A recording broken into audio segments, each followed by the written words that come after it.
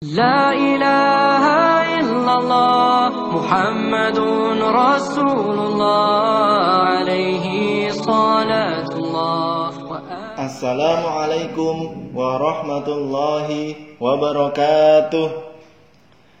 Apa kabar sholih dan sholihah? Semoga kita semua dalam keadaan sehat dan dalam lindungan Allah Subhanahu wa ta'ala.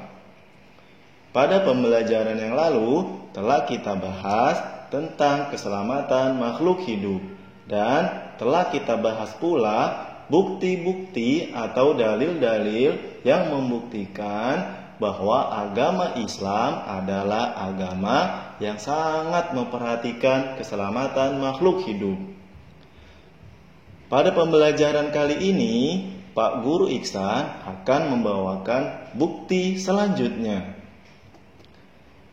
Bukti selanjutnya bahwa agama kita sangat memperhatikan keselamatan makhluk hidup adalah surah Al-Maidah ayat 2 dan ayat 3. Dalam surah Al-Maidah ayat 2 menerangkan Allah melarang kita mengganggu hadyu dan qalaid. Apa itu hadyu dan qalaid? Sebelum kita bahas, yuk sama-sama kita baca terlebih dahulu surah Al-Maidah ayat 2. A'udzu billahi minasy syaithanir rajim.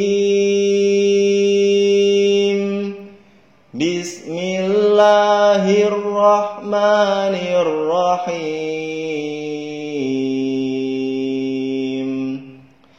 Ya ayyuhalladzina amanu la tuhillu sya'airallah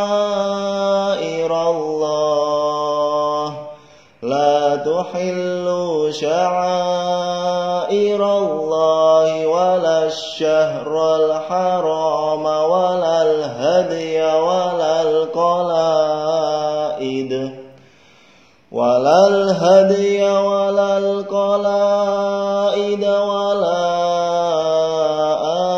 aminal baital harama yabtaghuna fadlan min rabbihim wa ridwana wa idza halaltum fastadu وَلَا يَجْرِمَنَّكُمْ شَنَآنُ قَوْمٍ أَنْ صَدُّوكُمْ عَنِ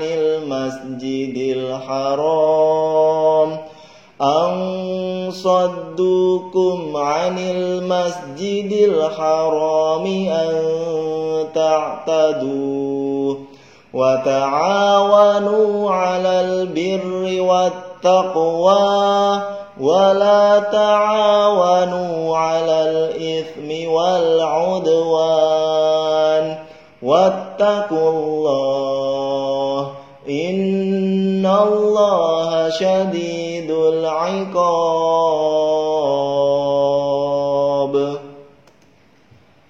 Artinya, wahai orang-orang yang beriman, janganlah kamu melanggar syiar-syiar kesucian Allah dan jangan melanggar kehormatan bulan-bulan haram. Jangan mengganggu hadyu dan qalaid, dan jangan pula mengganggu orang yang mengunjungi Baitul Haram. Mereka mencari karunia dan keridhaan Tuhannya. Tetapi apabila kamu telah menyelesaikan ihram, maka bolehlah kamu berburu. Jangan sampai kebencianmu kepada suatu kaum karena mereka menghalangimu dari Masjidil Haram, mendorongmu berbuat melampaui batas kepada mereka. Dan tolong-menolonglah kamu dalam mengerjakan kebajikan dan takwa, dan jangan tolong-menolong dalam berbuat dosa dan permusuhan. Bertakwalah kepada Allah, sungguh Allah sangat berat siksaannya. Nah, itulah makna dari surah Al-Maidah ayat 2. akan kita bahas satu persatu kandungan dari surah Al-Maidah ayat 2 tersebut. Kandungan yang pertama, bahwa kita dilarang melanggar syiar-syiar kesucian Allah. Apa itu syiar-syiar kesucian Allah?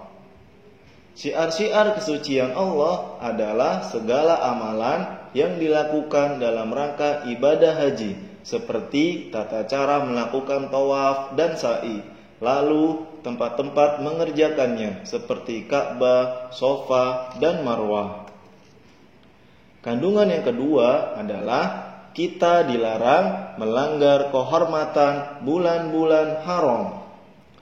Apa itu bulan haram? Ayo, siapa yang tahu? Bulan haram adalah bulan-bulan di mana kaum muslimin dilarang melakukan peperangan. Namun, jika untuk membela diri, maka diperbolehkan. Apa saja yang termasuk bulan haram? Nah, Bapak Guru beri petunjuknya ya. Ada 4 bulan haram, 3 bulan berurutan, dan 1 bulan terpisah. Ayo, coba tebak. Bisa tidak? Ya, 4 bulan haram itu yang berurutan adalah Dzulqa'dah, Dzulhijjah, dan Muharram. 1 bulan yang terpisah adalah bulan Rajab. Sekarang kita sedang berada di bulan Dzulhijjah. Berarti kita sekarang sedang berada di bulan haram. Sholih dan sholihah, selain dilarang berperang, kata para ulama kita bahwa di bulan haram perbuatan maksiat akan dilipat gandakan dosanya, dan perbuatan ketaatan juga akan dilipat gandakan pahalanya. Maka yuk kita berhati-hati dalam bulan haram ini. Kita harus berusaha untuk menjauhi perbuatan dosa, dan kita berusaha untuk melakukan ketaatan-ketaatan kepada Allah. Kandungan yang ketiga adalah kita dilarang mengganggu hadyu dan qalaid. Hadyu adalah hewan yang disembelih sebagai pengganti pekerjaan wajib yang ditinggalkan, atau sebagai denda karena melanggar hal-hal yang terlarang di dalam ibadah haji. Sedangkan qalaid adalah hewan kurban yang sudah diberi tanda seperti dipakaikan kalung, agar diketahui orang bahwa hewan itu telah diperuntukkan untuk dibawa ke Ka'bah.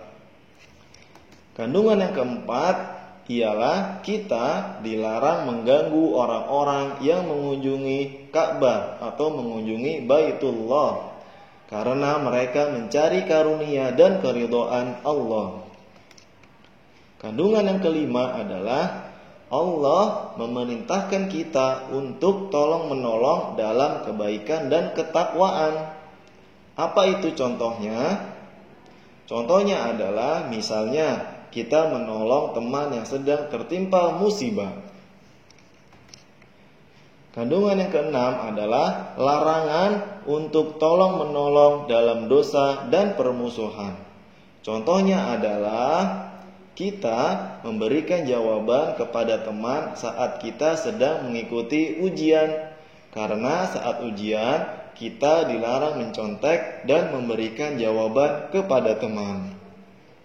Nah, itulah kandungan dari surah Al-Maidah ayat 2. Sholih dan sholihah, syariat agama Islam adalah syariat yang sangat mulia dan sangat lengkap. Sampai mengenai hewan yang dimakan pun diatur dalam syariat yang mulia ini, seperti yang Allah jelaskan dalam surah Al-Maidah ayat 3. Kita baca bersama-sama ya.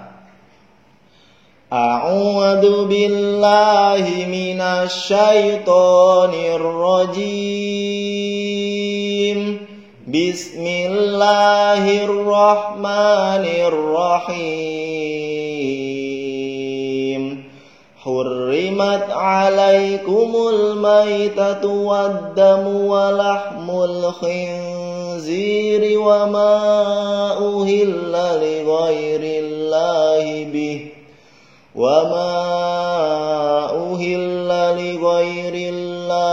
به والمنخنقة والموقوذة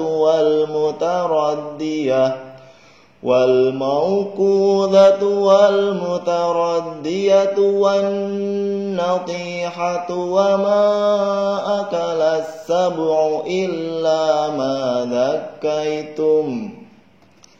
Artinya, diharamkan bagimu memakan bangkai, darah, daging babi, dan hewan yang disembelih bukan atas nama Allah, yang tercekik, yang dipukul, yang jatuh, yang ditanduk, dan yang diterkam binatang buas, kecuali yang sempat kamu sembelih. Sholi dan sholihah, diharamkannya bangkai ternyata memiliki hikmah bagi manusia. Bangkai adalah hewan yang mati sebelum sempat disembelih. Kematian hewan sebelum disembelih bisa disebabkan karena menderita penyakit atau virus. Bisa juga karena usia yang sudah tua. Dua alasan ini sebenarnya sudah cukup untuk melarang bangkai dikonsumsi oleh manusia.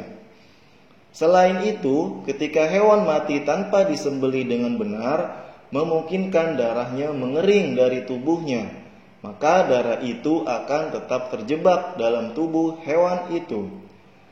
Ini adalah suatu masalah yang serius karena darah itu membawa kotoran tubuh, termasuk karbon dioksida, urea, mikroorganisme, parasit, dan kotoran lainnya.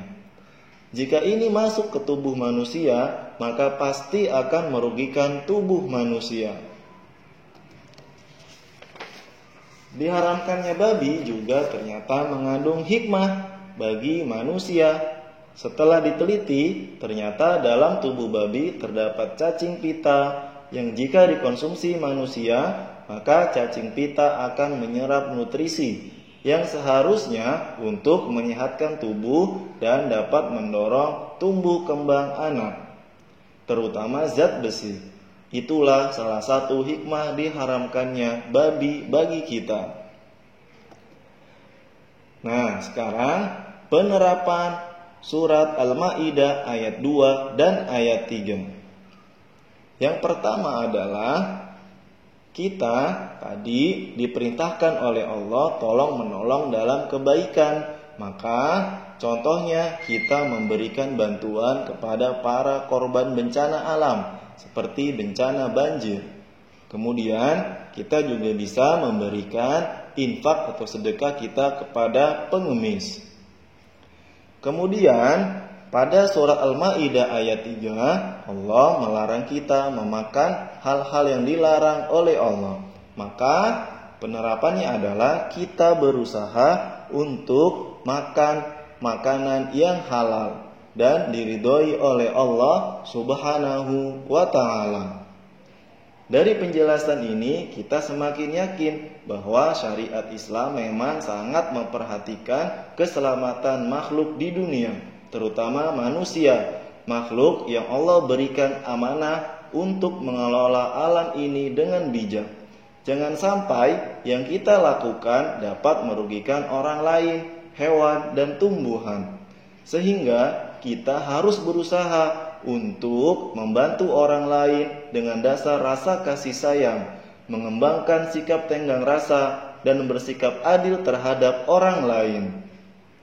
Jika kita sudah melakukan hal ini, berarti kita sudah mengamalkan nilai-nilai Pancasila, terutama sila kedua, yaitu kemanusiaan yang adil dan beradab. Nah, demikianlah pembelajaran kita pada kali ini. Semoga yang Bapak sampaikan bisa kalian pahami dan bisa kita amalkan bersama-sama.